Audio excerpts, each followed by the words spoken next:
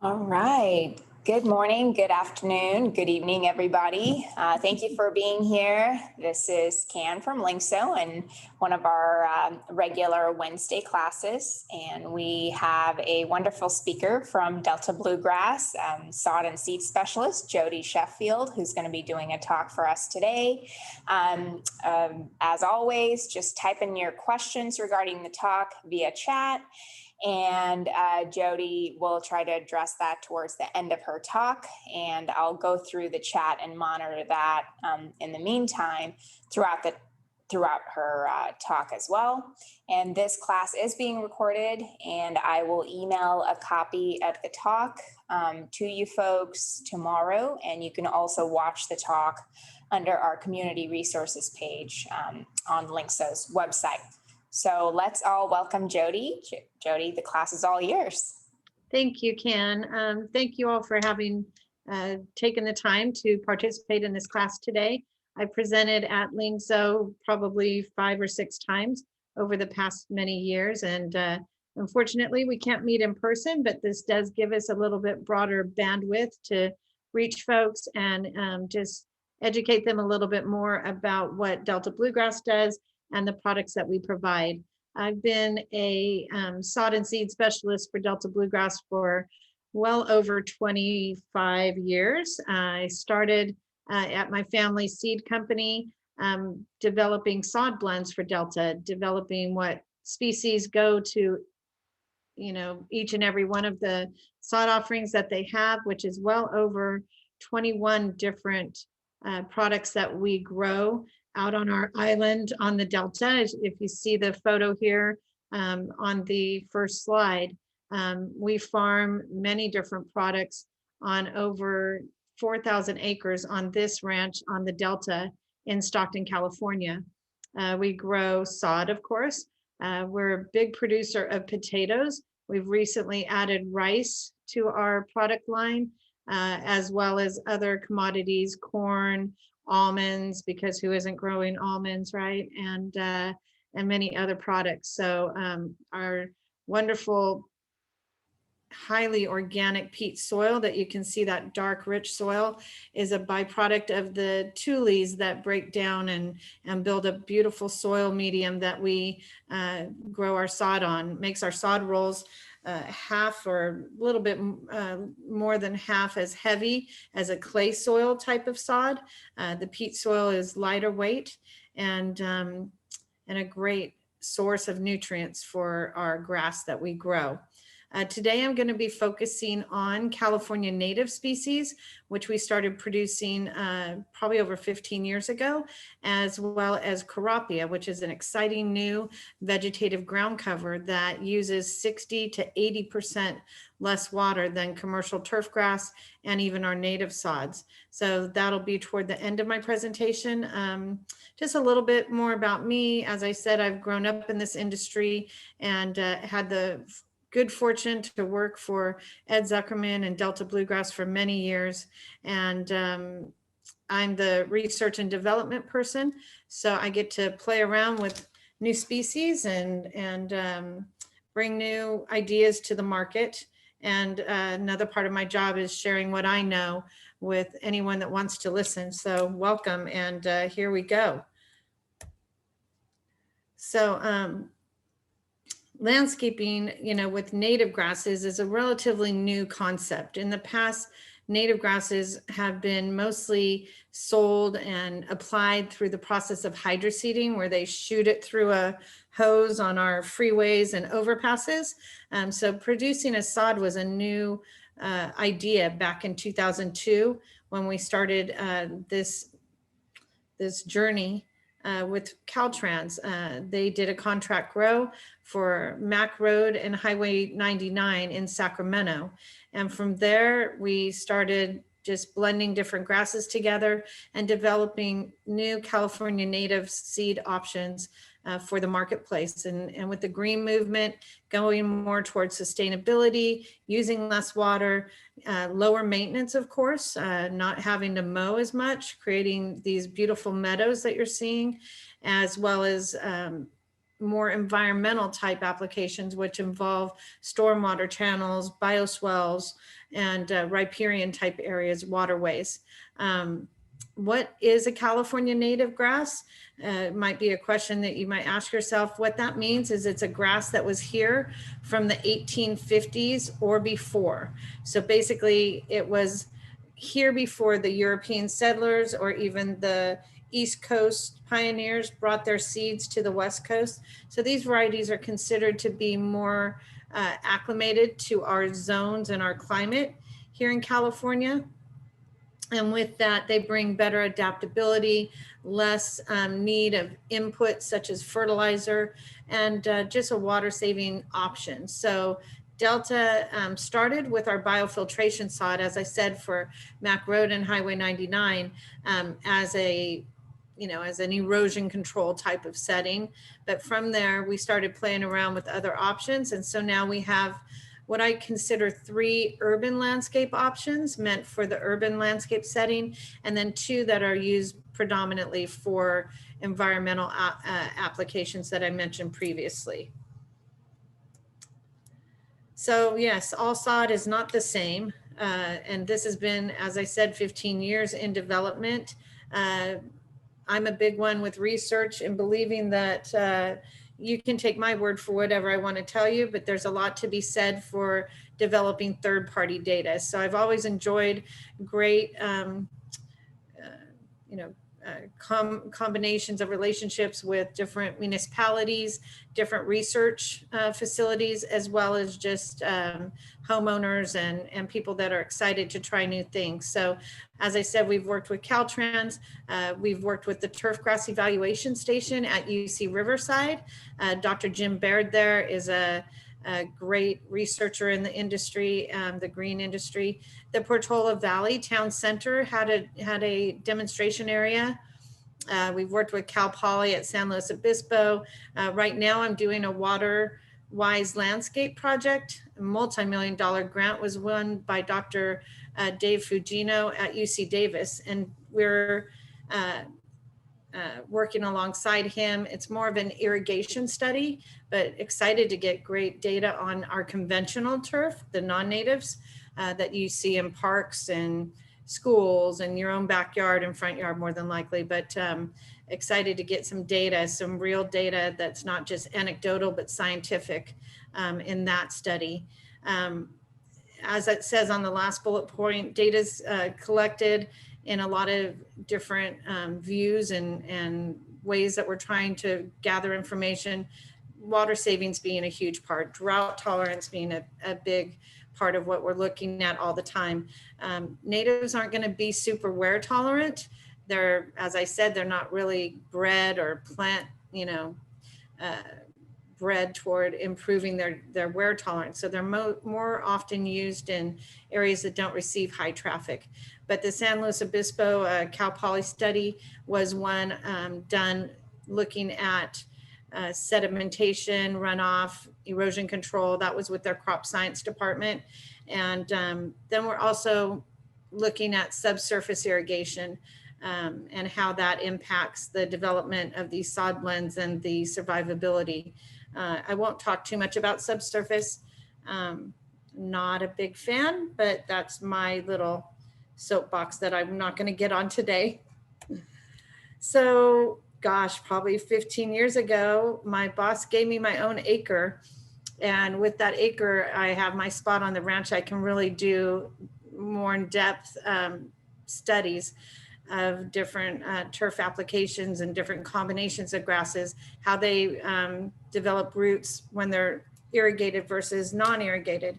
So you can see on the first photo to the left, that's a sedimentation study. As I said, I did a sedimentation study with Cal Poly San Luis Obispo. So that's 5 different blocks of our sod products. And you can't really see well, you can see a little bit of the outline of the 2 to the right of that have little or no development. That one was hydroseeded, the other was left blank as a control. This is just after 30 days.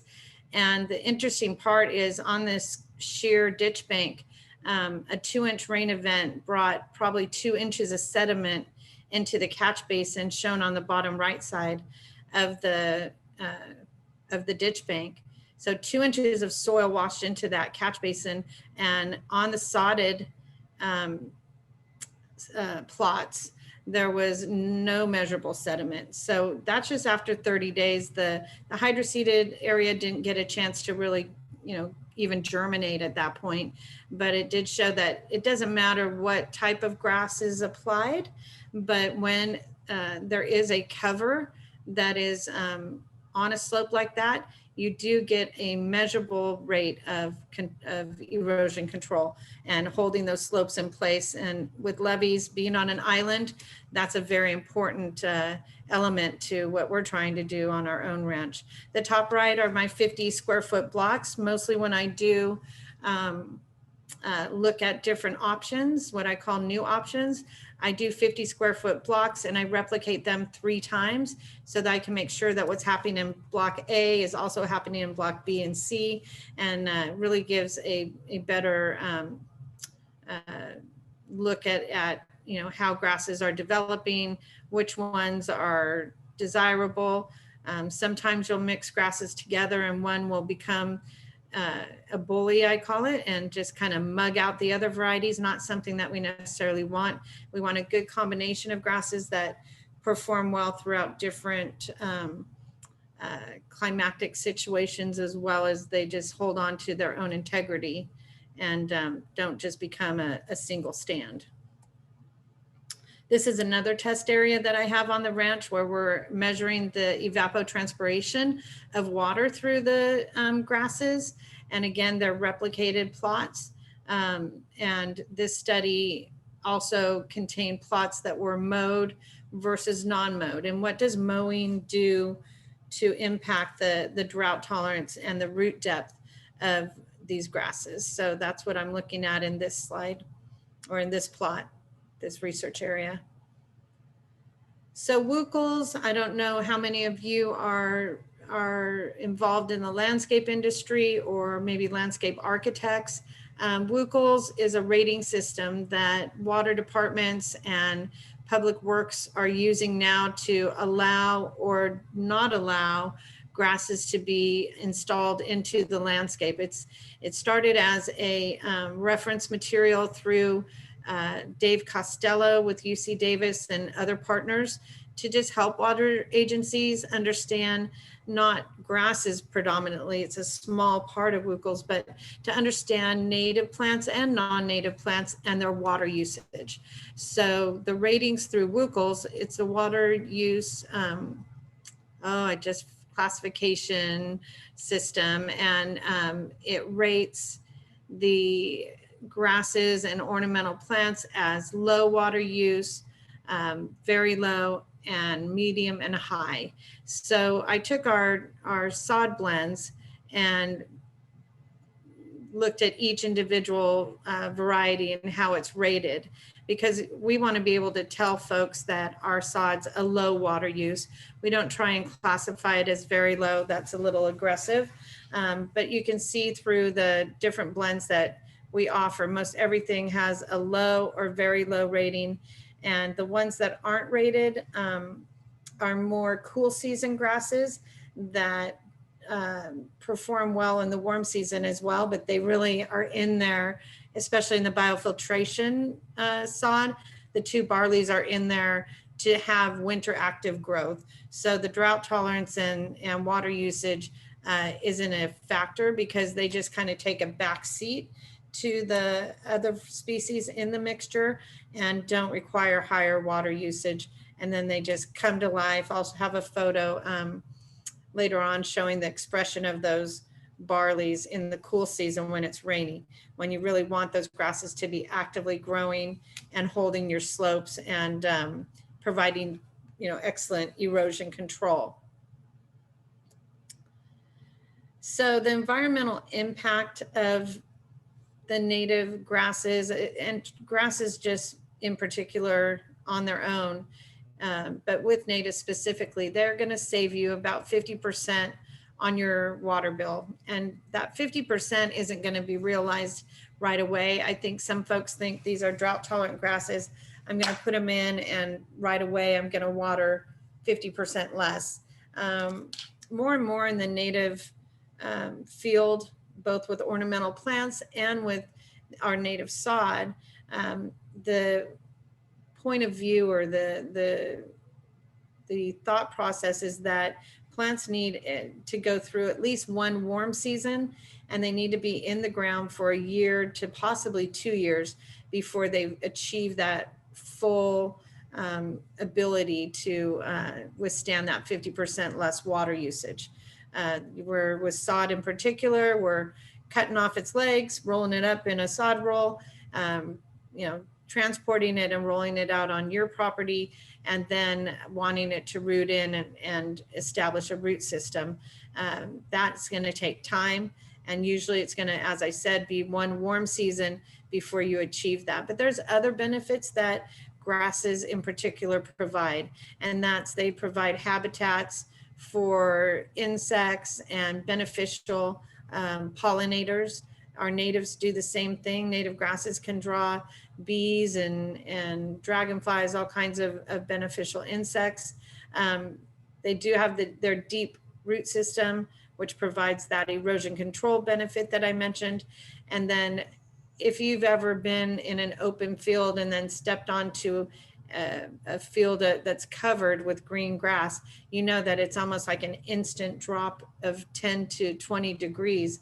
And that's what grasses do. They're just a natural air conditioner for your landscape. So they also filter and trap heavy sediment. One of the studies we did, similar to the Cal Poly study, was along a ditch bank in it's in Yuba City, Yolo County. And the ditch bank was off of a major highway, and they tested the water before and then after, and the results afterward were that the water was much cleaner because the grasses were capturing and filtering the sediment that comes off of those roadsides, the oils from the cars, the rubber from the tires that break or cause elements of the tires to drain into our waterways, as well as trapping nitrates and just recleaning and recharging our groundwater is a benefit. That's why you see grasses along the roadsides placed there on highways by Caltrans, is because they're trying to reclaim the water, which is a great benefit that grasses provide. We did a return on investment because, as you may or may not know, native grasses as well as our Corapia product are more expensive than conventional turf. And why is that? Well, native grasses, I say, are hand gathered by peasants in the Himalayas, but you would think for the price that you pay, basically native grass species are about $4,000 to $6,000 per acre to plant, where conventional turf is about $400 per acre. So you can see that difference in price just for the sourcing of the seed. There's also additional expenses in the cleanliness of the seed. When I purchased seed for sod production this year, over 500,000 pounds, if there's one off-type grass in my tall fescue, say, which is one of the traditional turf grasses, I kick that lot of seed to the curb. I don't even want a single seed. With the native grasses, they come with off-type grasses in there. They have weed seeds, all of which we have to take out of those fields using selective herbicides. And then our wonderful women that actually go through and hand rogue or pull those off-type species out of the fields before we harvest. So there's, and then the yield is the last thing. With conventional turf of 40 acres, 43,560 square feet, we might be able to harvest around 42,000 of that. So not, loss is 2,000 to 4,000 square feet.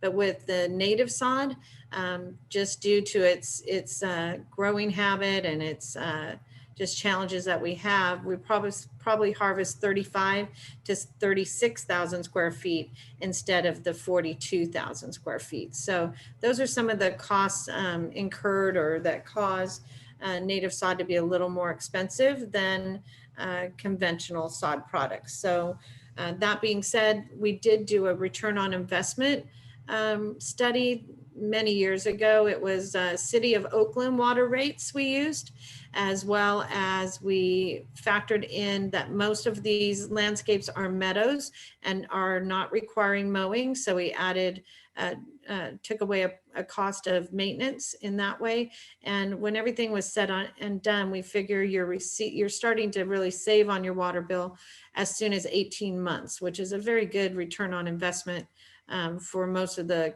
conservation products that are out there. So there's that information as well. So now we'll break down what we do offer for California native sod blends.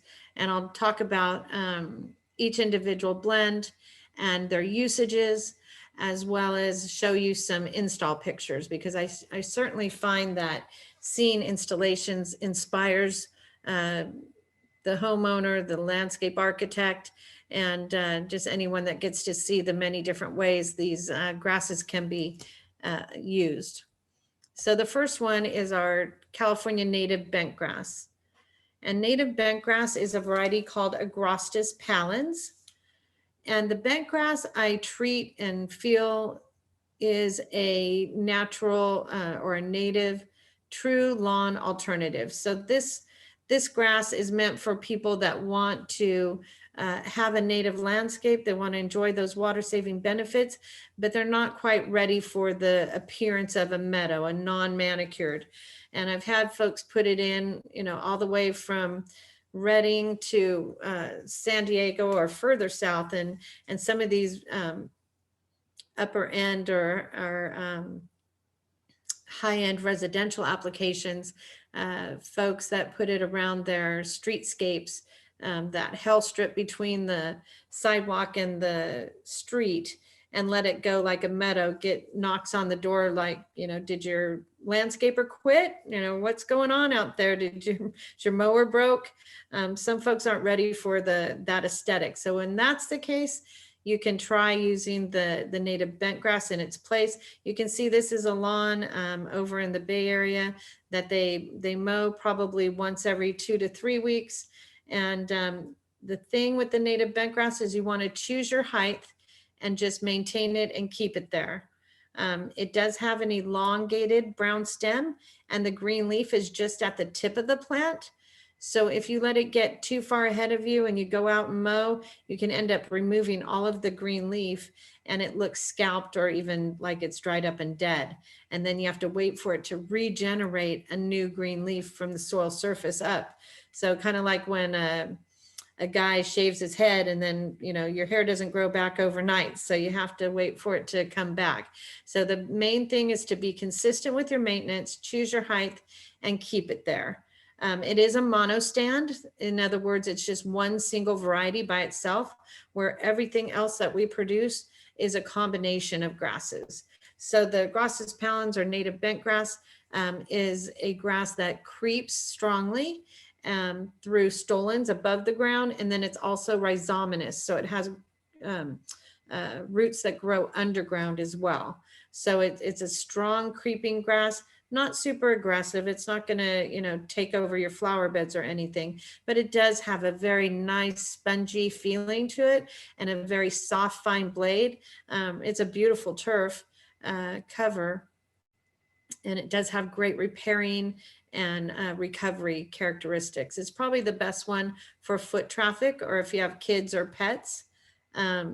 It's makes it, it's a very accessible type of landscape installation. So with our native grasses, if you do not mow them, you want to understand that there is a seasonality element to each of these grasses. Grasses are like all plants. If you don't cut them, they're going to want to throw a seed head and reproduce themselves. So the seasonality aspect is that in the spring, non-mowed grasses are going to produce this seed head. If you look at the lower left side, it's not the best image, but that's a strip down the center medium in San Francisco.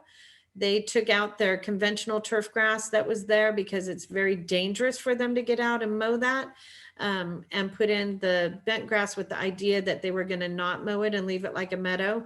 As soon as all these seed heads popped up, I think it was even the head of the maintenance division was like, what is going on? Get out there and mow that. And when they did, it just set it back big time, because they went out, as I said, and it had grown so far that it was falling over on itself. And they went out and cut it down to like 3 inches. And so where grasses fall over on themselves, when that's allowed to occur, there's a bit of shading out underneath that happens. So you have voids that aren't noticeable unless you pull the grass back or cut it off. So they, of course, did that in not the best timing. It wasn't the season where it was actively growing. This photo was in May, and I think they cut it back in like August.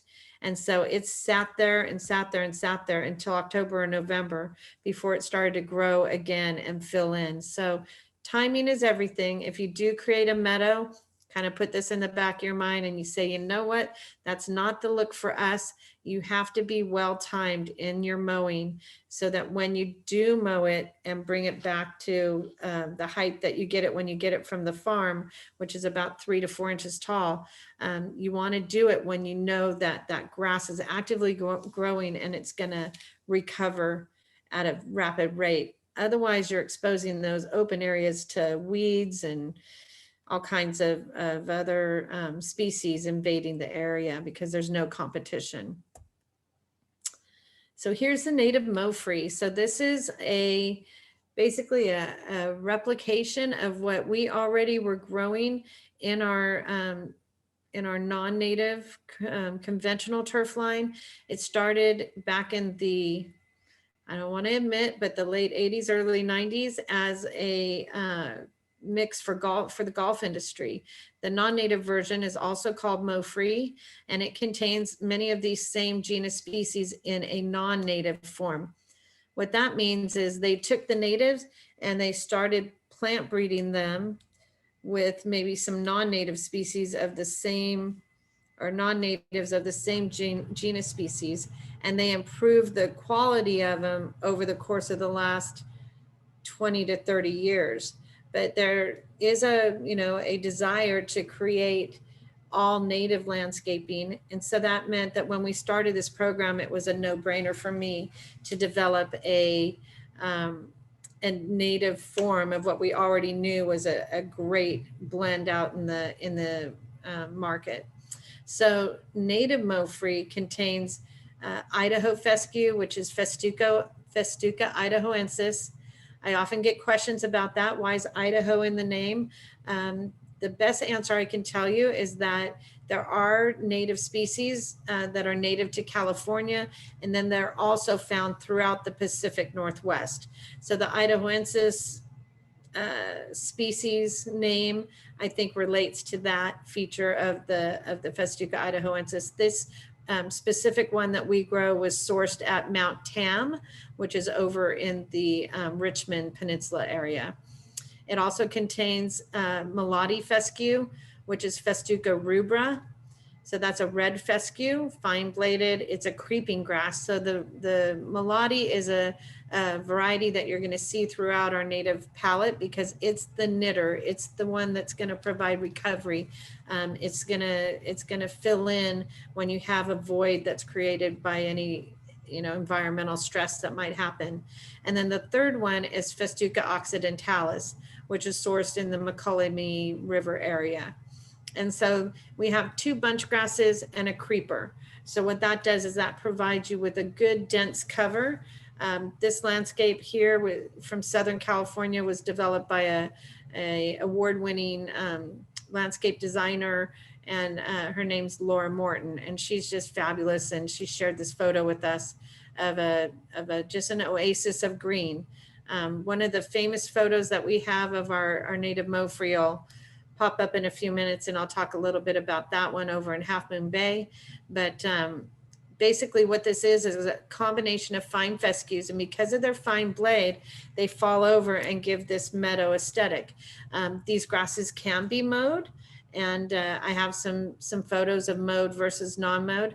The other strong benefit of the fine fescue family of grasses is that they are extremely shade tolerant. So when you have heavy shade areas, they're your last stand against shade. If they don't survive, maybe the area is not meant to support turf, or you need to be on an overseed program.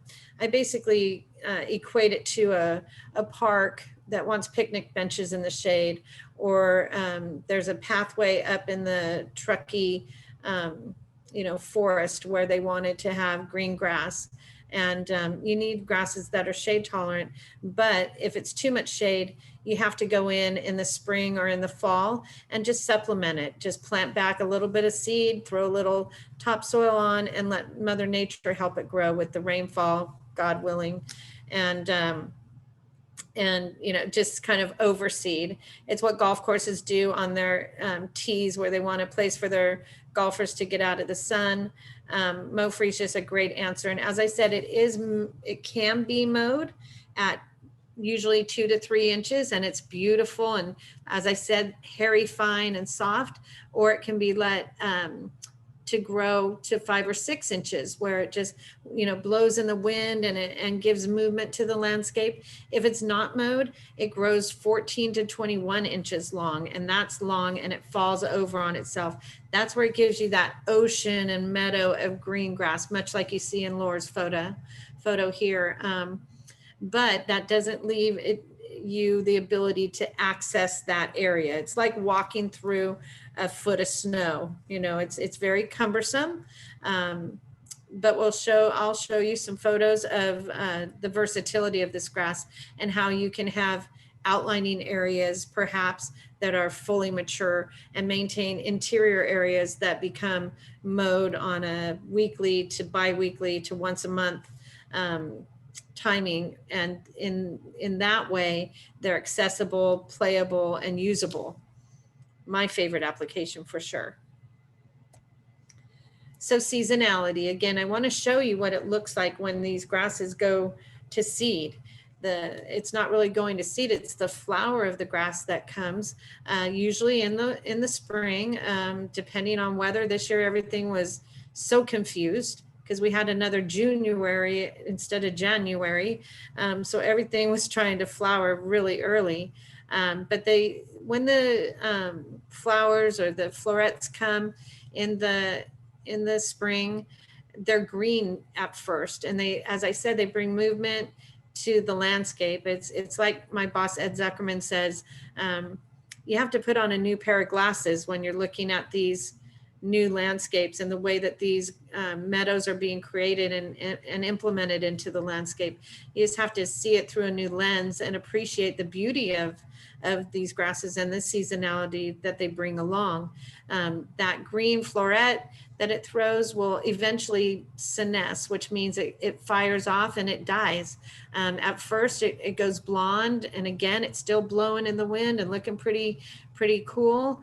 But then by June, the photo on the right, it starts to decay and wither. And so that's the point where I say, you can either leave it and it will eventually grass cycle in. It'll lay down. It'll look like a deer has laid in your meadow, and the green grass understory will take it over and it'll grass cycle back in. But at that withering, senescing point, you can also just take a weed whipper or weed eater, string trimmer, and just, top off, just take the very top of that browned out seed head and just let it, again, mulch and grass cycle back in. But it does kind of get rid of that ratty kind of undesirable look. You don't want to dip down into the green grass, and you can just leave those seed heads there. Some folks think, oh, it's going to reseed itself. All my little voids will be filled in by those seeds, but the seeds are not viable. I know this from farming hundreds of acres of these natives on our ranch, if they were viable seeds, I would see them moving across a field. I would find them in other fields adjacent, and that simply doesn't happen. Maybe with the bent grass, you'll see a few little seeds get away because that plant produces 2 million seeds per pound, or there's 2 million seeds per pound, where these other varieties, there's more in the low 200 to 300,000. So the numbers game is that a few of those bent grass might get away, but it's not ever going to be very much. And with these natives, they're just not in a plant pollination setting where they're getting properly pollinated. They're just not viable. So that's not a concern, as some folks might worry about. So our grasslands is a blend that we've had in the past, and it just got on my hit list because it's just not, it's not a blend that is done well when we get super hot in the summer. I can almost name the date, usually 4th of July, we get that triple digit heat wave, and our farm waters it and in the heat, and it just goes out. It either goes dormant or it dies out from disease. So I have a new formulation that I put in the ground, last spring, and we're evaluating it through this fall and this next spring, and then we'll be bringing it to the market. But in the meantime, the grasslands was a beautiful blend. It contained Dischampsia, which is a tufted hairgrass. And you can see it has kind of that emerald green color to it. And this is actually the rooftop at the new Facebook building in Menlo Park. It won an award, and it was a beautiful 30,000 square foot area that they put in for their workers to just go up and enjoy a beautiful green meadow. Hopefully the next blend will be equally as nice, and to be continued, coming soon. So now we're moving away from the urban landscape offerings and into our more environmental blends. And what I mean by environmental blends is, as I said, they're great for erosion control, for hillsides, for riparian stormwater channels, and those types of applications. This blend contains our state grass, which most people could not name. You could name our state flower probably, right? The California poppy. But our state grass is actually Nicella pulchra. And Nicella pulchra is purple needlegrass. And why is this environmental? Because that needlegrass lives up to its name. When it's flowering, those seed heads are like needles. You walk through it and you'll find them in your pocket. They're just very spiky. And so I get concerned about pets that might be in an urban setting and what that might mean for them. And so I like it more for outlining non-irrigated settings. There are certainly applications, and they're beautiful, of preservation in irrigated settings and in urban areas, but I don't think it would be my first choice. It also contains Nicella cernua, which is a nodding needlegrass, Festuca rubra, that melody, that creeping grass that fills in, and then Calaria macrantha, which is June grass, another very popular fine-bladed grass that's used in a lot of these more environmental type applications. This is the project that started it all. This is the biofiltration, or what we originally called our Caltrans mix. This is that overpass at Mac Road and 99. And just like Caltrans does, I love Caltrans, don't misunderstand, but they installed this on May 5th. I remember it was Cinco de Mayo, and it was 106 degrees. And they irrigated it for, I think, 4 to 6 weeks. And they said, oh, look, that did great. And it survived well. And we got the data we needed, and they walked away, pulled the irrigation because it was above ground temporary. And they had 2 blocks. I think each one was 2,500 square feet. And you can see there was a good space in between them that was, just what you normally see on roadsides, just exotic, what they call exotic annual weeds. Nothing exotic about them other than they're heavy reseeders and very brittle and fire prone, where natives are more fire resistant. And anyway, I could drive down 99 and pick out those green strips for probably 5 or 6 years before they completely got taken over by the annual species. So it had a good, strong fight in it. And the reason I say that natives are less fire prone is because native species will actually hold their green color and their carbohydrate strength within the plant later into the summer months before they do fire off and go dormant. They actually go to sleep. And then with the rains and cool weather, they actually green up sooner than the annual species. So if they're already in place, they have the carbohydrate strength, they'll green up sooner. So their period of being exposed to fire and their ability to catch fire is much lower than these annual species that actually die, turn very brittle, as I said, or they're very fire prone and not at all gonna provide any benefit other than what they do in the cool season, which is grow super tall so that Caltrans has to come and mow them out every year or kill them with herbicide. So the biofiltration contains those 2 barley plants. I think I forgot to talk about what's in there. We have the needlegrass once again.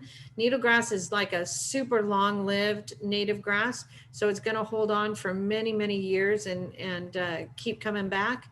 It has the rubra, Festuca rubra. Then it has 2 barleys. And going back to that Wuchel slide, the barleys weren't rated, and that's because they're winter active. You can see them in the photo, they're limey green. And so this mix has a very muddled look to it, but they usually will just spring to life in the cool season, which is when you want them to actively grow and provide wonderful erosion control benefits. So these are the barley heads. You can see how beefy they are. They're green and beautiful in April. By June, they're fired off and going brown and starting to, as I said, start to look a little more withered and undesirable. So these are going to be a few installations that I want to share with you, that you can see all the different ways that the natives are being used in the marketplace. One of our first applications and one of my favorite ones is down at the Japanese Friendship Garden at Balboa Park in San Diego. Balboa Park is, they were redeveloping this entire canyon area and moving their cherry blossom trees or their cherry trees down to this canyon for the Cherry Blossom Festival that they hold every year. So this area that is on the left-hand side is visited, walked on, people have picnics on it. The Agrostis palens or native bentgrass source is Camp Pendleton, which is right in San Diego's backyard. So it's very acclimated to their zone. But then it's also been used throughout the northern part of the state, as in this greenest house in the nation, one of the best examples of native applications over in Portola Valley. But this also shows that point I was talking about maintaining the same mow height throughout the establishment or the usage of your grass. I believe their gardener went on vacation for like a month and came back and mowed their lawn after he hadn't done it for 4 weeks, obviously. And I believe they were on a weekly mow schedule. So you can see the stripes that he created when he mowed off all the green leaf. Now this was done in February, so it recovered within a month. It was back to its green color because it was in its active growth season. But if that had occurred in June, July, August, again, it would look like that until October, November, easy. It just doesn't grow actively in the warm season. With native grasses, we're doing something that really hasn't been done before. We're taking native species that would normally just be found out in nature and go summer dormant and go to sleep. And we're forcing them to hold color and grow in the warm season. When we do that, they're like, I'm not feeling it.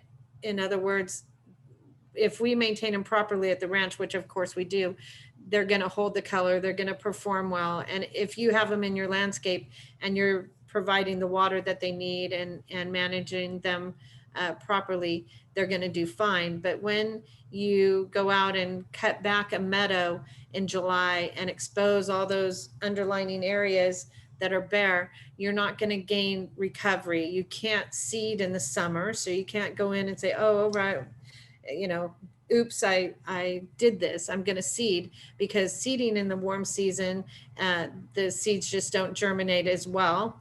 You have to wait for the proper growing season.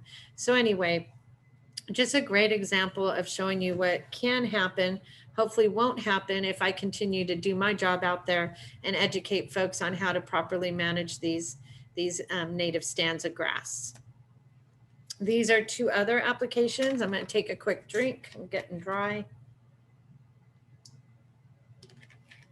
On the left is a beautiful lawn that was established over in the Bay Area, Marin County. They mow it twice a week. I believe she has a mower that I call farmerized, or in other words, it's oh no, that's not the one, it's to the right. So her mowing is at 2 inches, which most mowers will mow anywhere from, you know, a ½ inch or an inch to 3.5 inches. On the right-hand side is an application over in the Carmel Valley where they actually use a string trimmer once a month. It's a beautiful amphitheater. Way out there is the ocean. It overlooks, and they just go through and weed eat that 7,000 square feet. I believe he said it takes them the entire day, once a month. And they're very careful that they're not dipping down and getting an uneven cut. They keep it very level, and it's probably, you know, kept at around 4 inches and then allowed to grow out to 6 to 7 inches before they come back and cut it again. But that's a really, it's, again, it remains accessible. You can walk on it, but it's a higher height of cut. There's one of a pool, I didn't put that picture in Southern California, where they let the bent grass just kind of wispily grow around the edges of the pool, and then the outlining areas they mow with what's called a high-wheeled mower, which I was talking about, started to talk about, a farmerized piece of equipment where they put bigger wheels on the back, which allows the deck to be raised to 5 to 6 inches. So they're able to keep it cut at that higher height. I believe Snapper might have a high wheel mower or what's called a meadow mower, but there aren't a lot of them on the market. But if you can find them, I think they're the perfect place, you know, between being overly manicured and still looking kind of fresh and nice at the higher cut. So native mow free, this is my favorite child, I won't lie, just because of the versatility of it. It allows you to mow or not mow. It allows you to do both. The top left beautiful photo, that's the city of San Marcos. Their community, their courthouse and other official buildings are in that area, and they put in the mow free, and they have a great crew of guys that understands how to manage it. They cut it in the active growth season, I think every 2 weeks, and then through the summer months. And in the coldest part of winter, when it doesn't grow as actively, they can stretch it to being cut every 3 weeks. The picture on the lower part of the page is, again, one of my favorite applications up at the Truckee Donner Reckham Park District. So if you can picture, that area is right outside their new community center. And they, in the past, had all these beautiful pine trees. It was a great place to go and escape the sun and to sit at these picnic tables and benches. But it was all just the forest floor. So it was very dusty and a lot of duff, you know, when you walk around in there. And even Tahoe gets 80 degrees or more in the warm season. So now with it being grass, they actually laid the sod in October and then hydroseeded, which is that process where you're blowing stuff with a through a hose and with a slurry of mulch and seed and fertilizer. They hydroseeded wildflowers over the top of the sod, and then it snowed. And so it sat under the snow for the entire winter. And when it came out in the spring, all those wildflowers germinated, and they're very good about what they put in. They only did like maybe 5 species. So it wasn't too many woody species that looked overgrown and big. It was very small, wispy flowers. It was just beautiful. And all they do is go with 2 passes of the mower up and back and mow it, I think, probably weekly through the growth season. And now people step into a beautiful green oasis that is just truly cooling and dust free. And they can sit on the benches and have their picnics, and just super low maintenance for their guys. And yet a beautiful way for people to cool down. One of the great benefits that grass provides, that natural air conditioning that it does have in the landscape. On the right-hand side is a venture capitalist over again in the Woodside area near Stanford. Just loves to come home and jump on his John Deere and mow out a little area for his daughters to kick the ball around. They played soccer and softball, I believe. So maybe have the team over every once in a while to do a practice. That area is about 2,000 square feet. And what he does is, and then you can see it's got a hillside that goes down to a seasonal creek. So they did the preservation mix on the hillside, non-irrigated. So in the summer it goes dormant. So it's this brown against the green where it's irrigated. And then the area up above, it doesn't have bender board or really hardscaped mow strips around the perimeter. It's him on his John Deere just cutting a path each week, making it kind of sculpted and whatever shape he wants to do. And he keeps pretty close to the initial line, but it does give you that versatility that if you mow an area that wasn't mowed, it's not going to be a big deal. And then the nice part about having that berm, or what would be on a golf course, a rough around the edge of that mowed area, is that it stops the ball from rolling down that hill, but it also just gives a great manicured versus non-manicured natural transition one to the other. So it's really beautiful. And like I say, one of my best features of this offering is its versatility. Now, non-mowed, we've already seen the photo on the left, which is Alameda College. That used to be a parking lot, I want to say, that they just got rid of and they grassed it. And then on the right-hand side is that picture I mentioned. That's one of our famous photos. You put in the internet, no mow grass, and that photo pops up. That's actually Ken Coverdale's office. He's a landscape architect in Half Moon Bay. And that used to be a conventional lawn.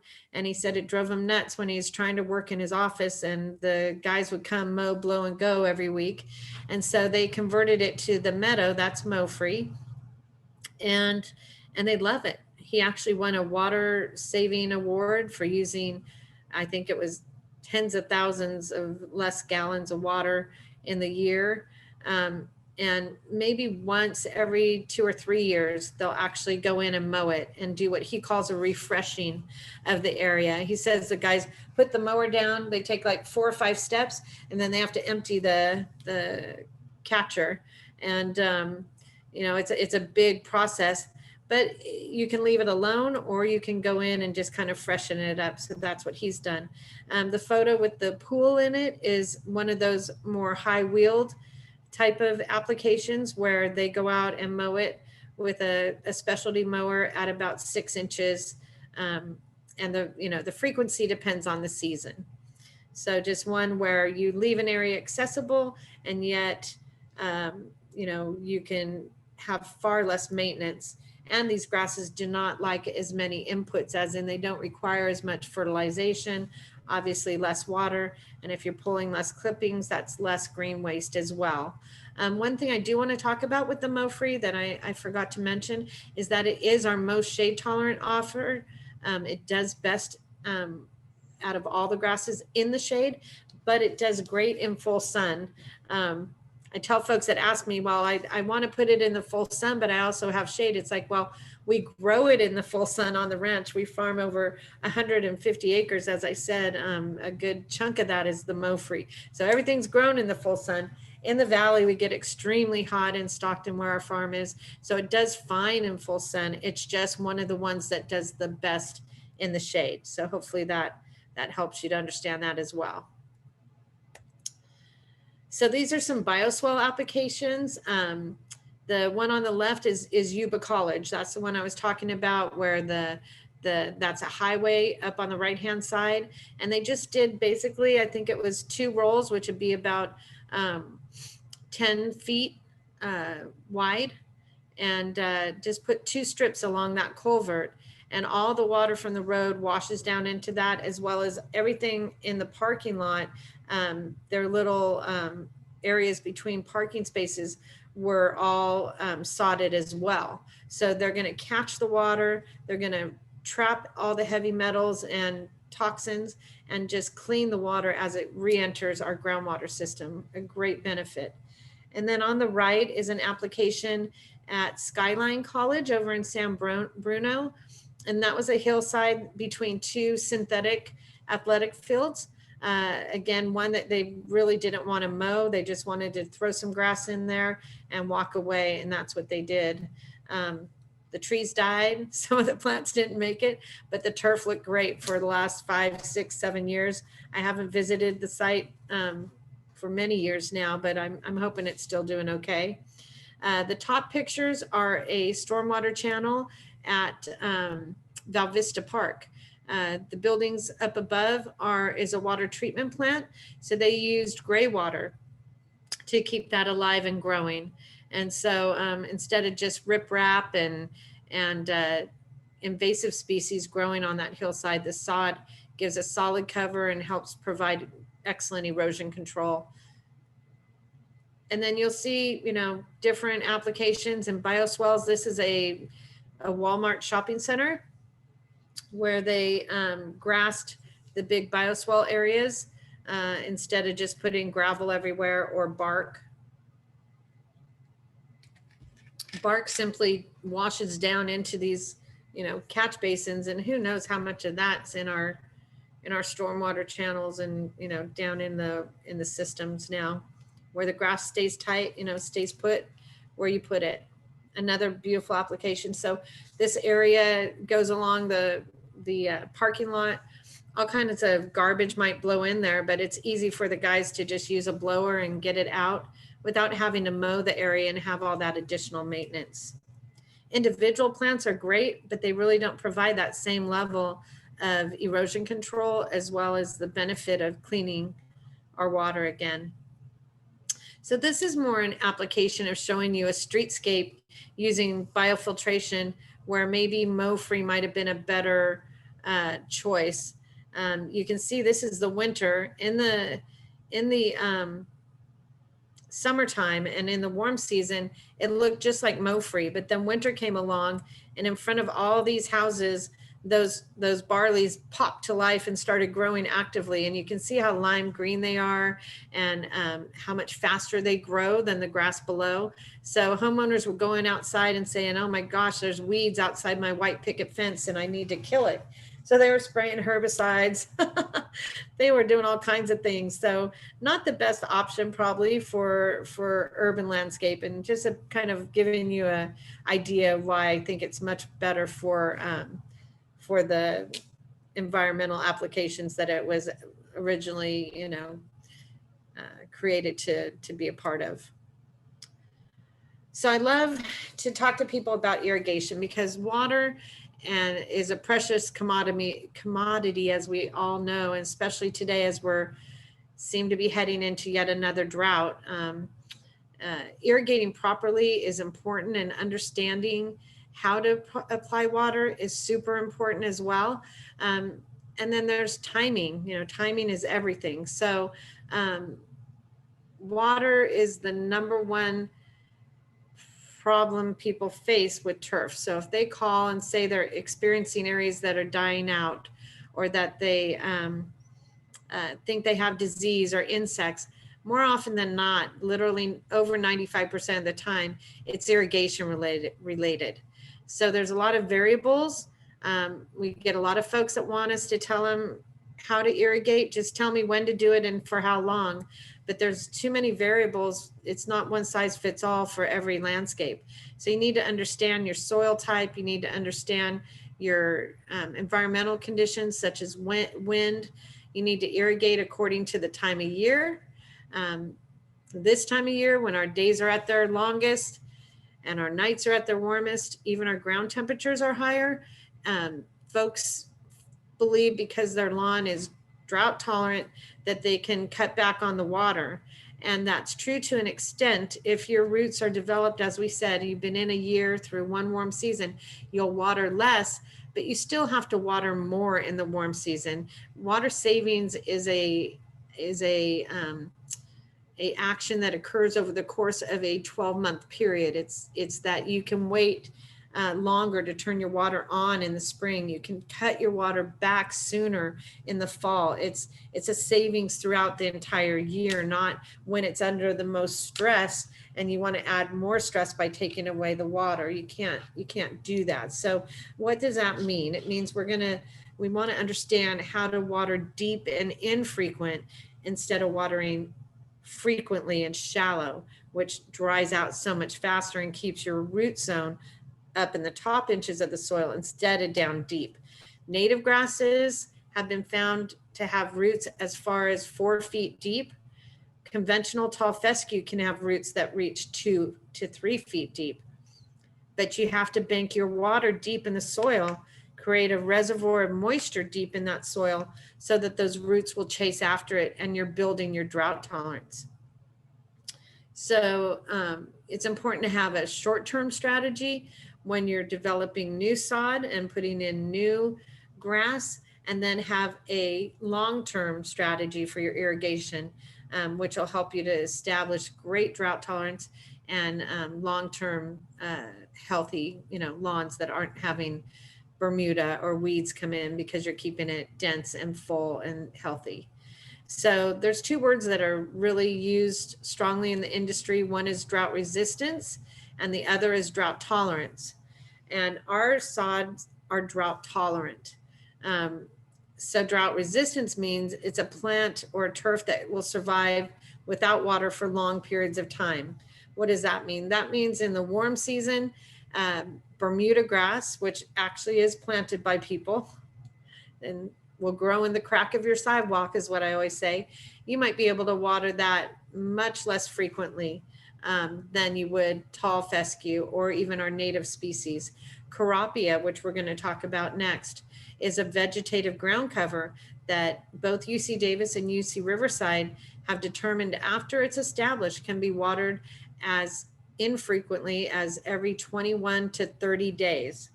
Put that over in your zone if you guys are over near Lyngso in the Bay Area, and you're definitely going to be able to do the 30 days of water cycle. So watering every 30 days.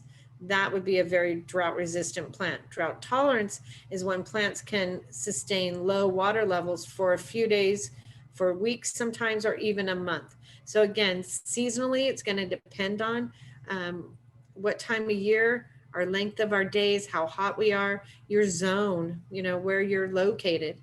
If there's a wind factor that drives your water off your area, there's just multiple, conditions that you have to take into account with your own personal landscape. So key tips and information that I would like to share that are the kind of the basics for preparing for new sod, as well as how to care for new sod. Soil preparation, I get a lot of calls about this. I believe Ken and Lyngso is a great resource for building your soil. If you have problematic soils, or even if you don't, the people at Lyngso really know their products. They know what you can use to add organics, to add beneficial nutrients and organisms to your soil. They even do like a worm casting that they put out there for people to use. There's all kinds of ways you can build the richness of your soil and make it a good biologically alive soil, which benefits your turf and your plants. But when you're amending, it's just important that you don't skip the steps. The most important thing is to work your native soil. If you're going to bring in any added materials, amendments to add to your soil, those need to be incorporated into your native soil. So you can't just lay them over the top and create this layering barrier type effect. You want to work your native soil, bring in the amendments, and then till it again. And what that does is that builds a homogeneous soil that will receive and percolate water at the same rate. If you have these layering of nutrients over the top, water is going to go through those layers differently. It's going to pool and it's going to drain over to where it's easily accepted. And you might develop hydrophobic areas, which are areas that repel water and don't hold moisture the same in the future. So you want to be sure that you're creating as homogeneous of a soil as possible. Then it's important to, or it's more easily easily done to assess what is your saturation point of your soil. So you have your original soil, now you've modified it. You need to discover how it's going to receive and percolate water. So what does that mean? It means you're going to run your irrigation system until the point that the water puddles or it starts to surface drain off the area and you're a gutter flooder. Okay. What that means is your soil is going to take in that water and then it's going to start to puddle. It's like, I can't take any more water. I'm going to drain off. So once you discover that saturation point, you can water to just short of that point and allow water to penetrate as deep as possible into your soil. What that does is it's information you're going to use once your sod is established, not at the beginning. In the beginning, when you lay your soil, your sod, you're going to be watering short and frequently because there's no root depth into your native soil. You've just laid your sod. You're going to have to do short bursts of water several times a day to maintain moisture in the top quarter inch of your soil. That's your goal when you're first laying new sod. If it dries out, you'll notice that the seams will become brown and the seams will kind of pull away from each other. You'll see, gaps in the sod rolls. That's the telltale sign that you don't have adequate moisture in that top quarter inch. So how long do you have to do that for? In the beginning, you're going to do short, frequent bursts of water, usually about 4 to 7 minutes, depending again on your soil, even on your irrigation system and how much water it puts out. That makes a difference. So 4 to 7 minutes every 4 hours, just through the daytime, and then one soaking at night, which is usually about 10 minutes. What that does is that helps you to maintain that moisture level in the top quarter inch so that the sod can get rooted in. After a couple weeks, go out and tug on the sod, and see if it's lifting or if it's rooted down into your soil. If it started to take root, you can start to cut back on the watering and increase the minutes. Okay, so the information that we've gathered when we looked for our saturation point is going to now take effect. So as your sod is rooting in and you're gaining that root depth, you want to start to drive your water deeper into the soil. The best example I have is an amazing estate over in Petaluma installed our native bentgrass, and a lot of it was hundreds of thousands of dollars they spent. And they called me the first summer to say, we're losing turf like crazy. We can't figure it out. And I asked them for their watering schedule. And they said that their landscape contractor had it watering 7 days a week for 5 minutes a day. So where do you think the roots were camped out on that site? You're watering 5 minutes a day and they get in the 90s, just like Stockton, even hundreds. So all their roots were in that top, probably ½ inch of the soil if they got water that deep, where by that point they should have been doing infrequent deep irrigation, infrequently, if they had taken the time to discover the saturation point. And I'll just use this as an example and say they could apply 20 minutes of water before it was draining off and they were a gutter flooder. They should have been applying a cycle soak method of watering, whereby they put out 15 minutes of water because you don't want to be a gutter flooder. 15 minutes of water, wait an hour, another 15 minutes of water, and then watering probably every third day through the warm season. maybe less, but you got to drive the water down deep, creating that reservoir of moisture so that the roots chase after it and you build that drought resistance or drought tolerance. So what you want to do is find your saturation point. Say it's 20 minutes, you're going to water short of that, 15. You do it midnight to 4 a.m. and we'll cover that next. And then you wait an hour and then you do the second 15 minutes. And as I said, what that does is that first application by after an hour has absorbed into the soil. The second application through gravity pushes that water down deep. And that creates that reservoir of moisture where the roots will go and you'll get those 2 feet, 3 feet deep root systems because you've placed your water down that deep. Some applications, heavy clay soils, you can only water 5 minutes and it's draining off.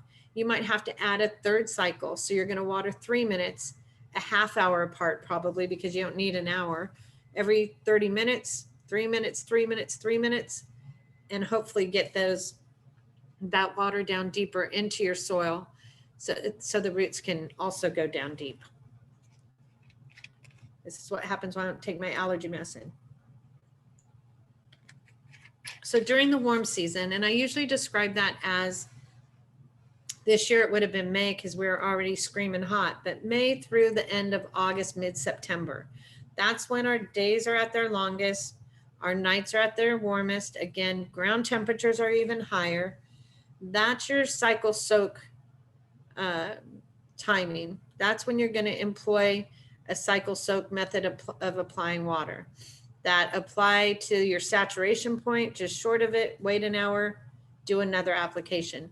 Frequency, that's going to depend on the location, if there's a shade element, if it's all full sun, how your soil holds on to moisture, and just a numerous amount of different climatic reasons.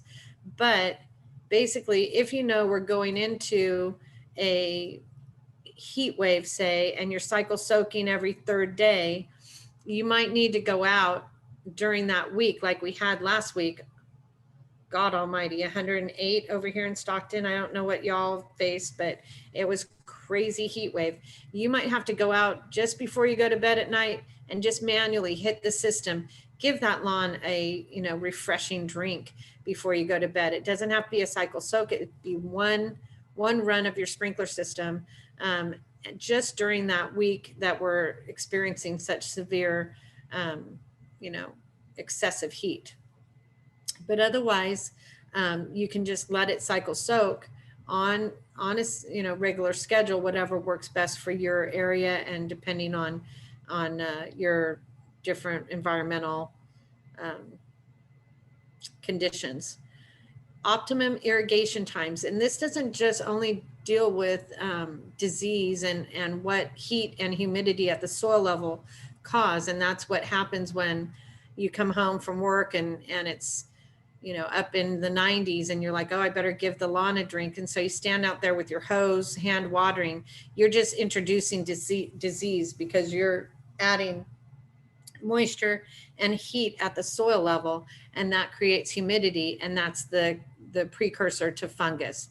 So you don't want to do that. You want to avoid daytime water. It's also a more sustainable practice to apply water in the nighttime. Far less evaporation of the water, far less wind driving water off the site.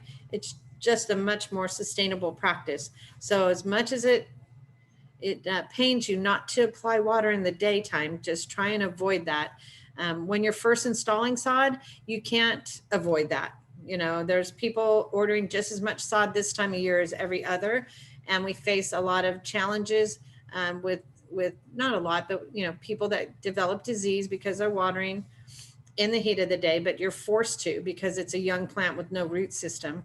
But if you can do your installations in the fall, you'll use far less water and have a much easier time of getting established than you would in the warmest time of the year. I'm sure that makes sense to most all of you. So further steps should be taken when you're installing your sod.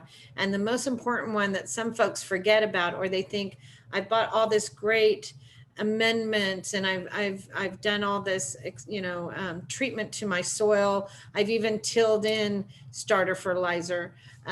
That's all great for the long-term benefits of your turf, but you do want to do an application of a pre-plant or starter fertilizer when you lay your sod. We've taken it here in Stockton, as I said, cut its legs off and rolled it up, thrown it on a truck and dropped it at Lyngso, and then it's come to you and it's waited all this time without any hydration.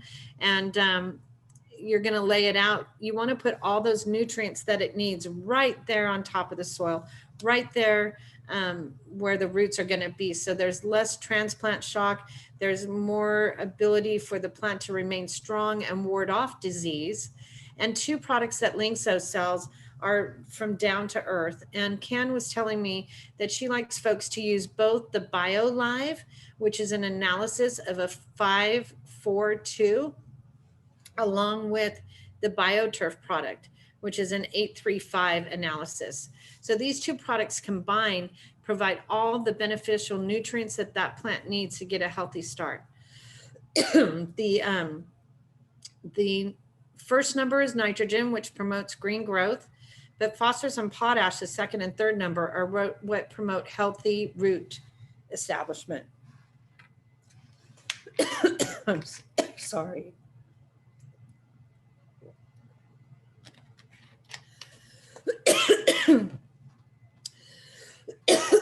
I'm so sorry.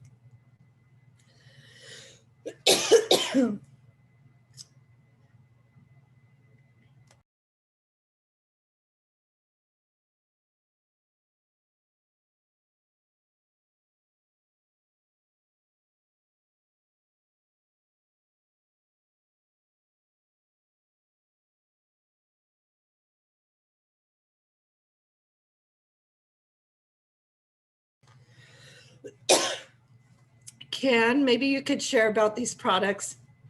I'm having a coughing attack. Yeah, take care of that, Jody. Hope you're okay. So what I like to do is when you're getting the sod, you really want to just sort of use the BioLive, which has the mycorrhizal fungi and the beneficial bacteria, and it's sort of a generic starter fertilizer. Not only really great for grass, but really sort of for your fruits, vegetables, any sort of generic all-purpose fertilizer. So I like to use that for sod as well. And then the BioTurf is high nitrogen grass fertilizer, turf fertilizer, which essentially has the 8-3-5. I can't really see from here, but I believe that's what it is. That you can use as a maintenance fertilizer just to get that green growth for a majority of the turf. And even for native grasses, I don't really fertilize my native grass. They don't need it as much, but conventional grass or even the native bent grass, because you're mowing so much and often, it tends to require a lot more fertilizer and more frequent fertilization. So probably every season or so, it's good to apply these along with either compost or compost tea. There's such great additions to the soil.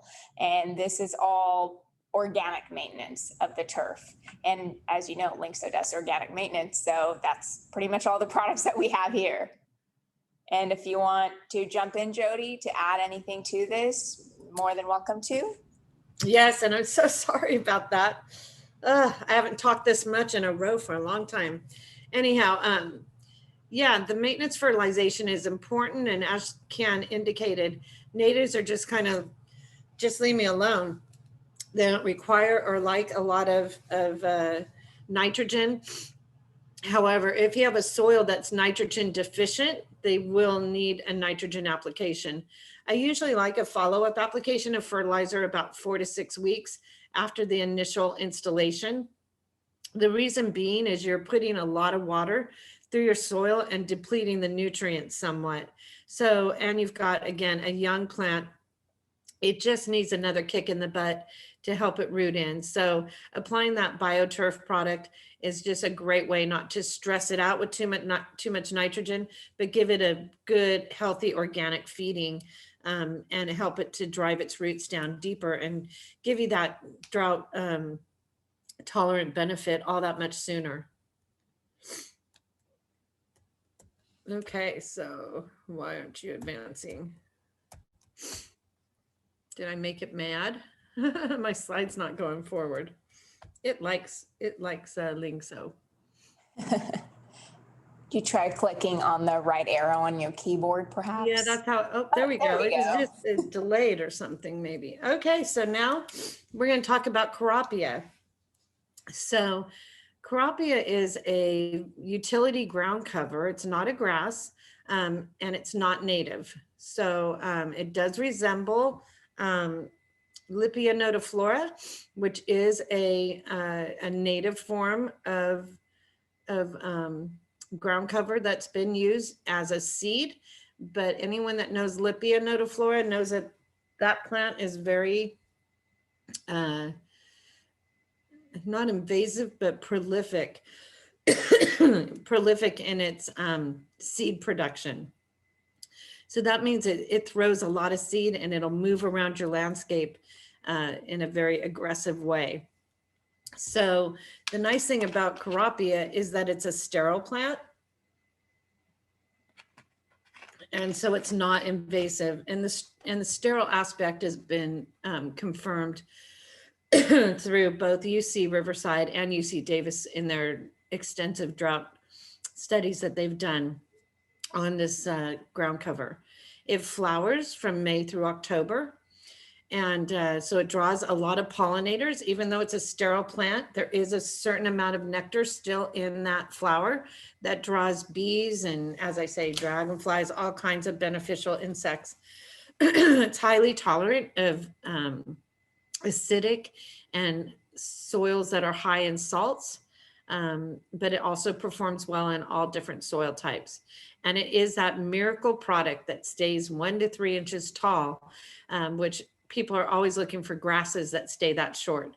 But the Corapia as a ground cover stays nice and tight and short, as long as you don't overwater it. We'll talk about the watering requirements of Corapia as well. We were featured in Sunset Magazine. This is actually a home over in the Oakland Hills. And it shows just how it looks like a turf from a distance. And then when you get on top of it, you're like, what is this cool looking plant? So that's the holy grail that you're in Sunset. Now I want to show you these applications. First of all, the one on the left, super cool. I mean, that's that health strip that usually is a bunch of dead plants and doesn't allow you to grow much because it gets a lot of radiant heat from the street and the sidewalk, but they put Corapia in. Now, is it going to stay that pretty with those little plants? No, that Corapia is going to grow over the top of them. I guarantee it. So although that was a very attractive installation, I don't see a way that they're going to be able to keep the Corapia from not trailing over the top of those succulent plants. Conversely, the application on the right-hand side is in Redondo Beach. And again, from a distance, you can see that looks like grass, but when you get on top of it, it's Corapia, and it's dark green and beautiful. They should be able to hold the Corapia back from growing into those tree wells with just a string trimmer. But it's important that when you do use a weed eater, if the Corapia, what it'll do, and I'll show you a photo of that, is it'll throw runners out because it's a very rhizomatous growing plant. And it'll send these runners out, but they won't root in if there's no moisture in that area. So you can cut them back and just pull them out fairly easily. But you do want to make sure that they make their way into your green waste can because they will end up rooting into your flower beds if you let them blow in there. So this is the drought study at UC Davis on the left. And you can barely see on the left-hand side, there's a drip emitter that's going through that plot in this is their drought study. It was a 1 gallon pot that they put in there, and I call it the blob. You can see how it's just grown, and those tillers that are coming off of it, they're not rooted in because there's no moisture in that soil. So you can just pick them up and cut them off with a string trimmer or a weed eater. And where it is rooted in is where there's moisture. And it received the lowest amount of water. And they're the ones that say you water once every 23 days, you'll keep it looking like this. On the right-hand side is the application in Japan, where it was first, used. And you can see that's like a sheer cliff. That's a roadside actually.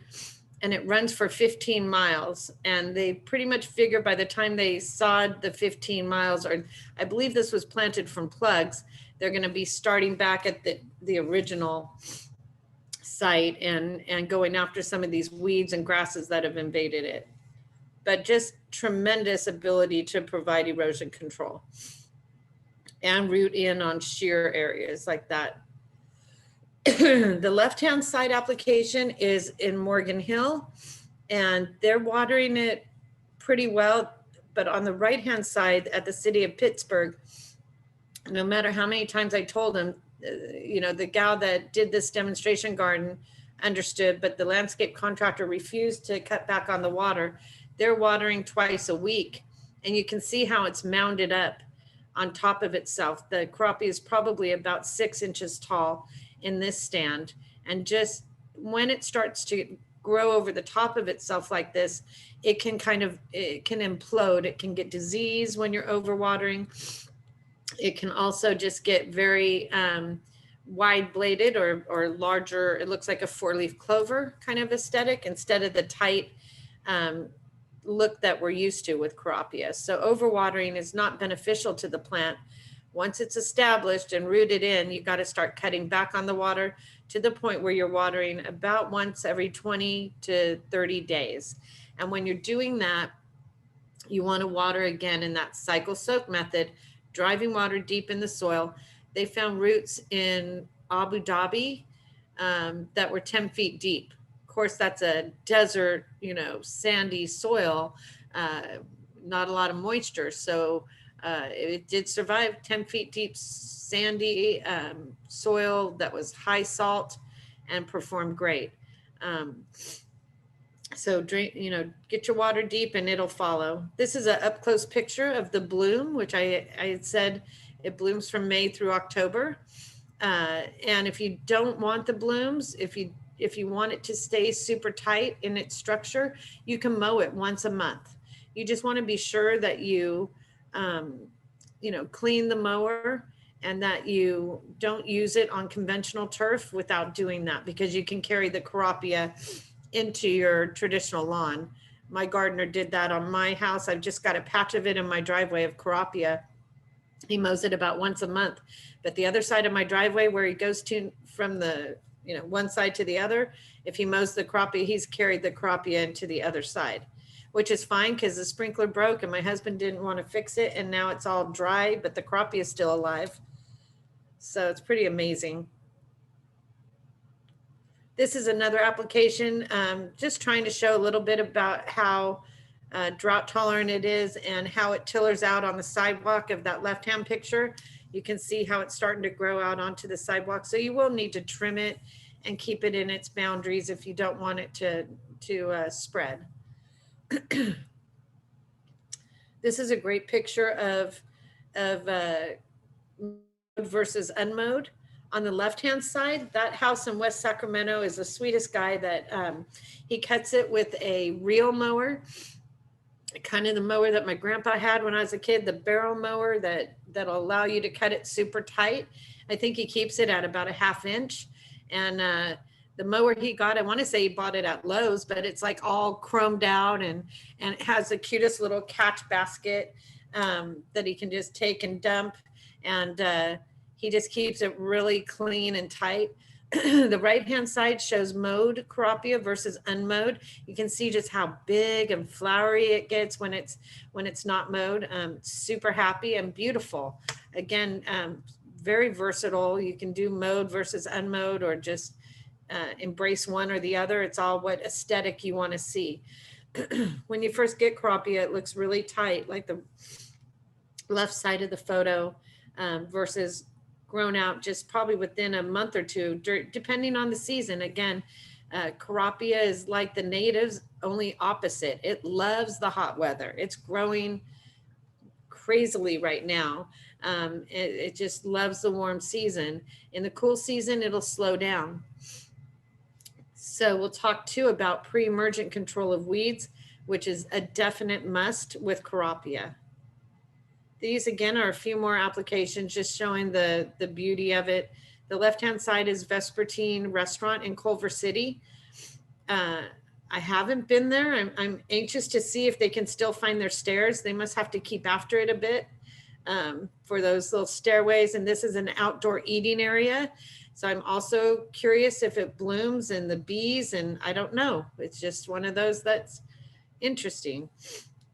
And then just two other applications that are just beautiful. And you figure if they're mowing those areas maybe once a month, maybe twice a month, depending on the level of maintenance they want to, or the aesthetic look they want, how fluffy they want it.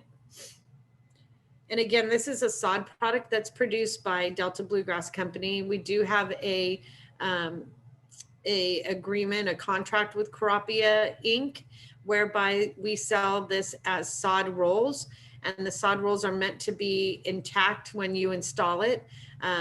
We're not allowed to have the sod rolls modified or cut up into little pieces. There are plugs available on the market, and there's distributors for those plugs online. And that is another way that you can establish Corapia, is from plugs.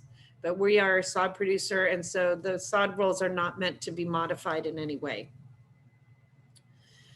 The other thing about Corapia that I want to explain is that Corapia receives water differently than our turf grass and native sods. Corapia being a ground cover, the nature of the plant is that the stomata is open from 6 in the morning until around noon. So if you want to water the most efficiently with Corapia, that's when you want to irrigate. So once it's established, right, once we're not doing those short bursts of water for 2 to 4 weeks, we can convert to watering between 6 a.m. and like 11. That's when it's going to receive, take in that moisture, and it's going to help the plant the most efficient way possible. It's not going to get disease like the grasses do by watering in the daytime because of the structure of the plant, but you do want to make sure that you're watering infrequently and deeply with that cycle soak method of applying water. UC Davis and UC Riverside were watering every 21 days and every 30 days at Riverside. They said that they would water, say at the 18th day, cycle soak it, wait 2 days, and do another cycle soak. So they would do 2 irrigations a day apart or 2 days apart, and drive water deep and then just walk away. Corapia sometimes can look a little bit wilty in the afternoon, but that's just because it's losing its moisture. But as soon as it cools off, and by morning you'll see it looks vibrant and awake again. So it doesn't have to be watered in the daytime. You probably want to try and stay away from that as much as possible. Again, just not a sustainable practice because of evaporation and all the other climatic elements that occur during the daytime. Oh, what did I do? So the last thing I wanted to talk about, sorry, I skipped the slide and went out of the, there we go. Try and go back. You know, gophers, voles, moles, all those burrowing pests are always a problem. So if you know that you already have that pressure in your landscape, believe me, if you build it, they will come.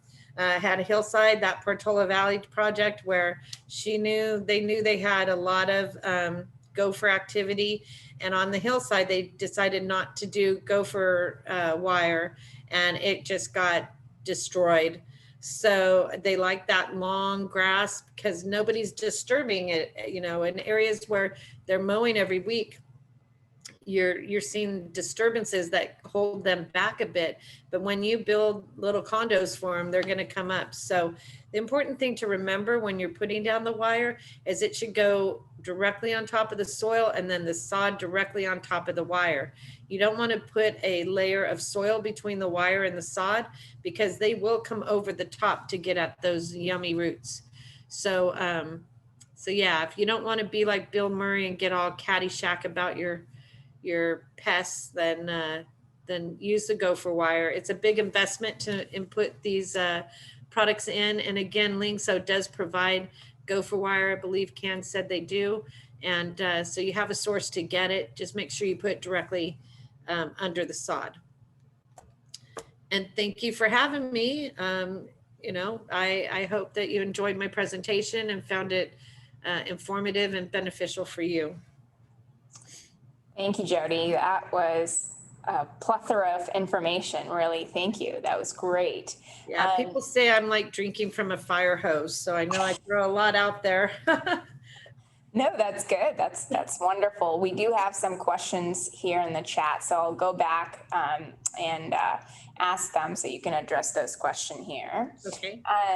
So when you mentioned the native bent grass, can you use, or do you need a reel mower for mowing that?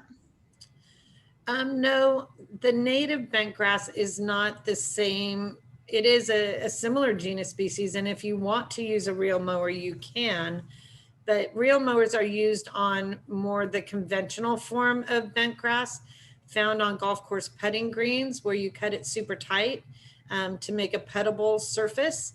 But when you're growing it as a native grass, the native bent grass doesn't have all of the plant breeding and improvement behind it to withstand that short mowing in excessive heat. Managed on a high level, as in you're ready to put on fungicide when you have to.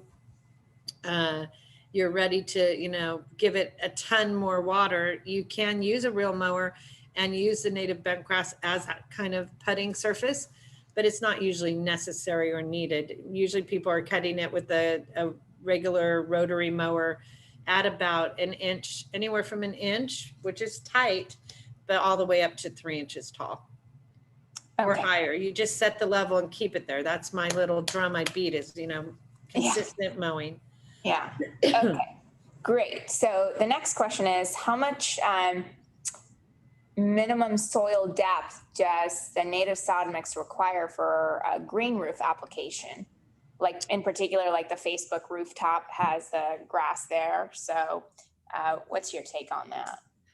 Yeah, that's a great question. And it's a tough question at the same time.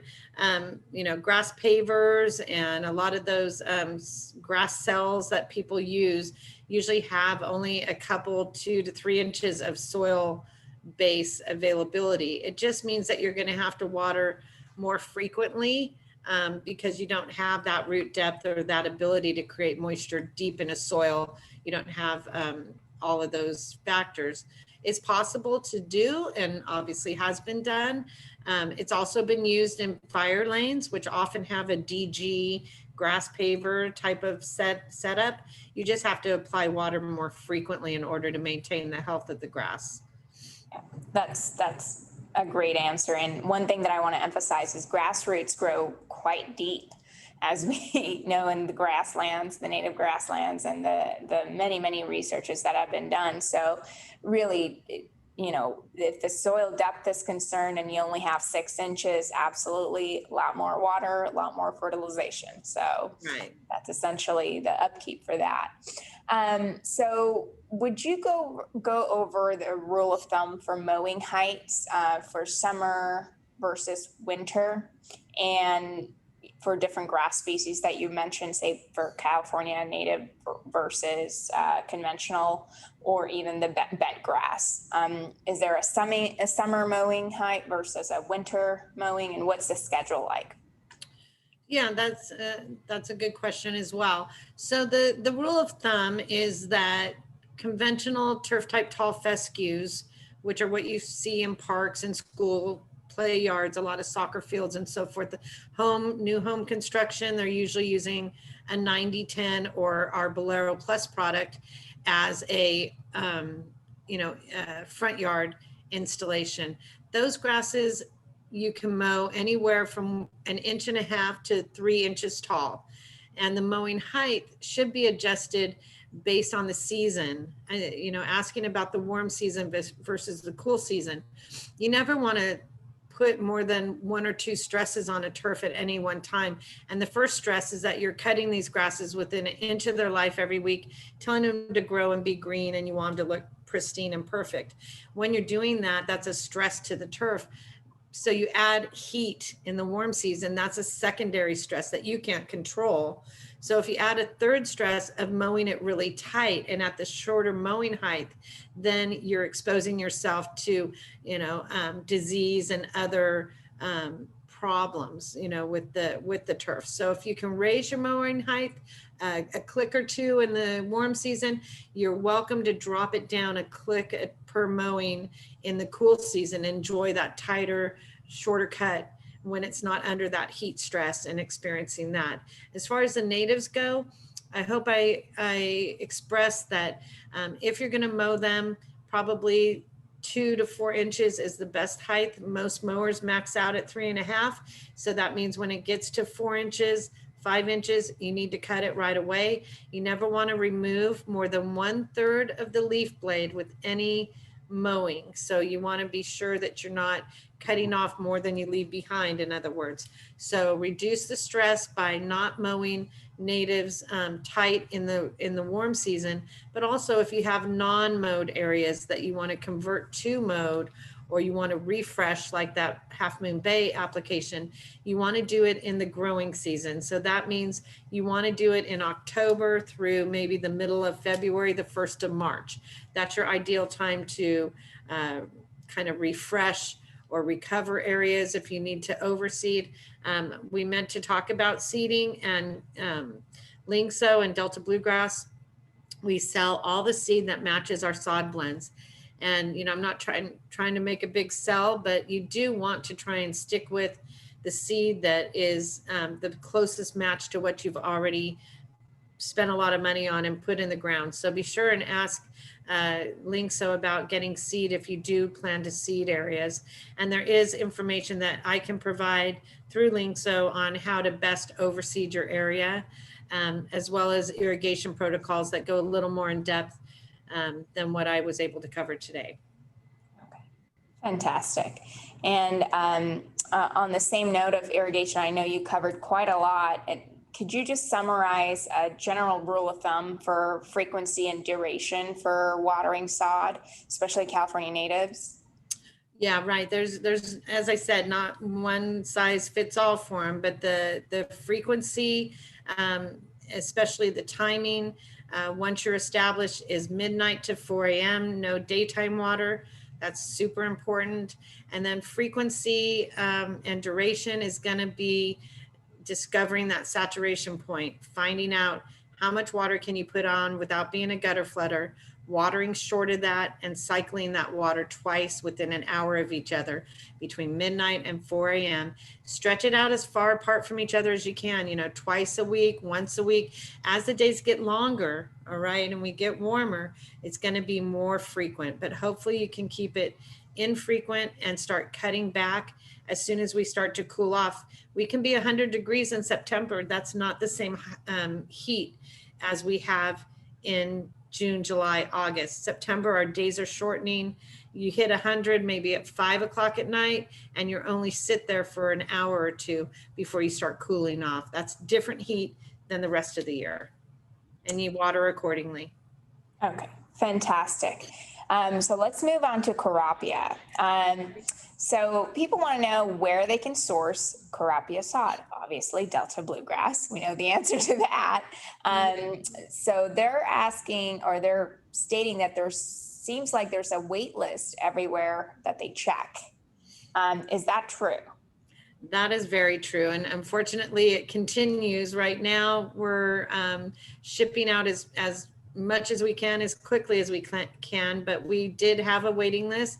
as of last September, October, all the way until I think it was May, because what happened was we sold out. And Corapia is a plant that revegetates within our fields. So we have to wait for it to grow back in order to ship it again.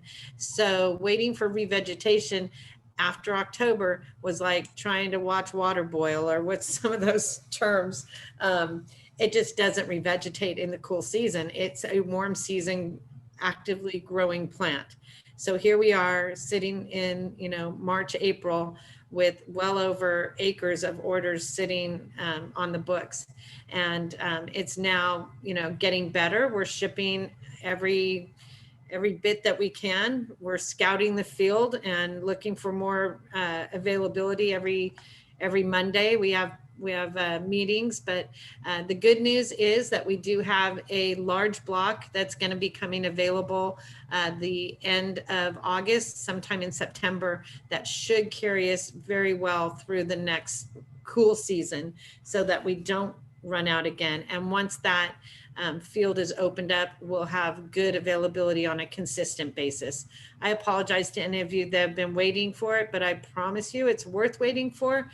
I do want to take a quick minute because I know we're winding down, but as far as Corapia goes, I'm going to be putting together some protocols for it on how to manage it in the cool season. And this is important because Corapia, when it's not actively growing and when it's not hot, can be a vector for off-type grasses and weeds. So in order to prevent those weeds from encroaching, it's really important that you use a pre-emergent program.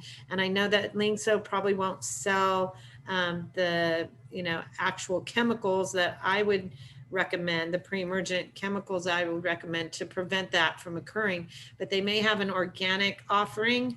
But if they don't, then you do need to put down pre-emergent in October, January, and April. There's 3 applications because you can't control the moisture level. So the weeds are it's such a tight structure of a plant too. We kind of feel like it harbors stuff that blows in can can just come in on the mowers or whatever, birds. It just captures them and everything wants to grow in there. So if you want to keep it nice looking, you have to do pre-emergent, because a lot of the weeds that'll come in as well are broadleaf weeds like dandelions. Clover is a bear. You can't use a selective herbicide and spray it out, and you certainly don't want to be trying to pull it out by hand. So this form of control becomes necessary. If you can stand it and you're in a hot enough climate, then you can drought stress all that stuff out the next summer if you want to look at it, but it doesn't often look attractive. So yeah, that's good to mention. I know a lot of weed seeds are airborne, so that's that's Can't gonna help happen. it. Yeah. And we used to have an organic pre-emergent, it's a cornweed blocker, and it's a Right. corn gluten meal that we used to sell, but Down to Earth no longer makes that because they can't verify that it is non-GMO, so we no longer carry that. However, I found on Amazon, folks still sell that, so you can source it. You can pretty much source anything on Amazon nowadays, so not a plug for them, but just a resource.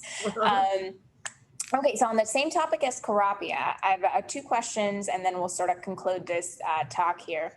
Can Corapia tolerate shade or part shade areas, and can you walk on Corapia frequently? So I'll handle the second question first. As far as walking on Corapia, you certainly can. I mean, it's not as soft as a grass because it's more like walking on a ground cover. It'll take moderate traffic, not heavy traffic. At the ranch, we grow potatoes, so we have a packing shed, and there's a Corapia demonstration area outside the office. And whether we put up like little signs or whatever we tried, all those packing shed workers cut the corner across the Corapia, and they beat it down to dirt every season. It's like a 90 days, July 4th through September season. And so we just leave it alone, and it grows back every year and it recovers. So it will recover from heavy wear, but it's not like it's not going to go out and replace soccer fields or ball fields. It does have that bloom, I've only ran into 2 people and a cat that have gotten bee stings, but it does attract a lot of bees. So I would recommend mowing it and drought stressing it. The more you adhere to my irrigation protocols, the better, the less blooms. And mowing removes the blooms as well. So 2 people, 1 cat that kept swatting at it, the architect said, swatting at the bees. Those are the only bee related, challenges I've heard of, but that's another reason for walking on it. And, it's something to consider.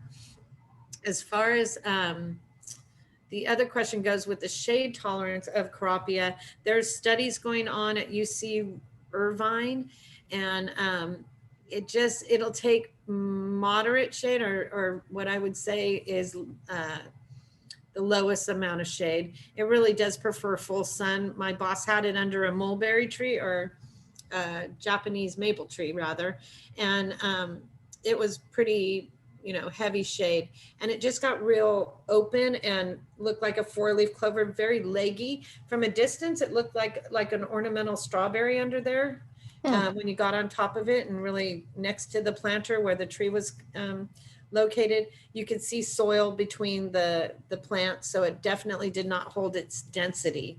So that meant that other grasses, weeds and stuff could get in there too. It didn't have any, but it was hanging on, but it doesn't take heavy shade for sure. Yeah. So it's probably better to use a different variety of sod or something. Mow free all the way. Yeah. Mow free loves the shade, or nothing grows in the dark. So like I say, you might have to oversee once a year or so, but yeah. Okay, fantastic. So I just want to conclude saying, I know there's one question about, can folks see a live sample of the sods mentioned here?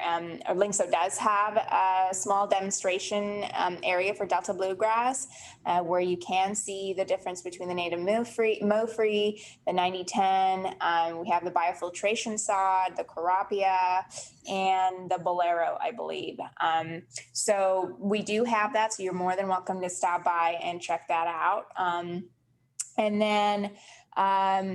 And that's pretty much it, actually. I think that we addressed most of the questions. So the presentation will be shared via email and recorded link for the talk today. And Jodie, I just want to give you a huge thank you for being here today. And this was super informative. And I'm sure everybody here enjoyed your talk. And thank you so much for being here.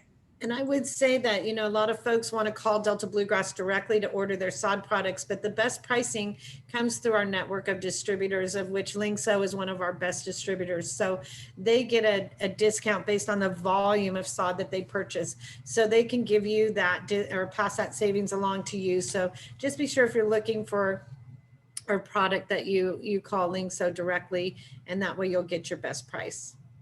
Oh. Thanks, Jodie, and thanks everyone for being here today. And we'll see you for another class next week. Alrighty. Bye-bye. Bye.